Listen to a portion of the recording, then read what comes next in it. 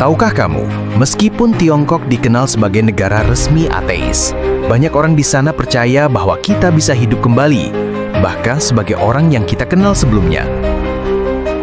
Kepercayaan ini bukan dari dongeng semata, ia berasal dari perpaduan ajaran agama dan filosofi kuno. Buddhisme yang membawa konsep karma dan siklus kelahiran kembali, Taoisme yang menekankan perubahan alam semesta sebagai kesatuan yang abadi, dan tradisi bakti leluhur yang hidup hingga hari ini. Misalnya, saat King Ming Festival, di mana keluarga berkumpul membersihkan makam leluhur sebagai wujud penghormatan. Ritual ini mencerminkan kepercayaan bahwa kehidupan dan generasi tidak terputus, bahkan melampaui kematian. Di desa-desa Tiongkok, ada kisah nyata tentang bayi yang percaya dia adalah rekarnasi dari anggota keluarga yang telah meninggal. Bagaimana ini bisa terjadi? Apa makna spiritual di balik cerita itu? Mari kita cari jawabannya. Kepercayaan tentang rekarnasi di Tiongkok sejatinya lahir dari sinergi 3 aliran utama: Buddhisme, Taoisme, dan Konfusianisme. Buddhisme yang masuk ke Tiongkok sekitar abad ke-1 Masehi memperkenalkan konsep samsara dan karma, hidup, mati, dan lahir kembali dengan segala konsekuensi moral tindakan kita. Sebelumnya, Taoisme sudah memiliki pandangan tentang transformasi alami alam semesta, perubahan tanpa awal dan akhir, konsep yang mendukung gagasan siklisnya kehidupan. Konfusianisme, meskipun lebih fokus pada moral dan hubungan keluarga ketimbang soal alam akhir, membantu memperkuat nilai bakti kepada leluhur yang pada gilirannya memperkuat pemahaman akan kesinambungan hidup antar generasi. Ritual penghormatan kepada leluhur menjadi cara konkret masyarakat menguatkan kepercayaan akan keberlangsungan jiwa. Festival King Ming misalnya, merefleksikan keyakinan bahwa hubungan antar generasi tidak pernah benar-benar berakhir. Jiwa tetap hadir dalam benak keluarga yang masih hidup. Di Tiongkok, konsep jidak atau mengumpulkan kebajikan menjadi jalan untuk membentuk nasib di kehidupan sekarang maupun kelak.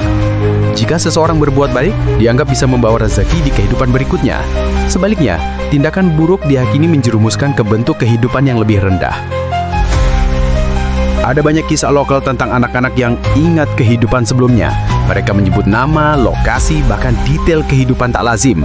Salah satu contohnya adalah fenomena di desa yang disebut media sebagai kisah Tangjian San, di mana warga percaya bayi baru lahir adalah rekarnasi kerabatnya, meski skeptis menganggapnya sebagai coping grief secara kolektif.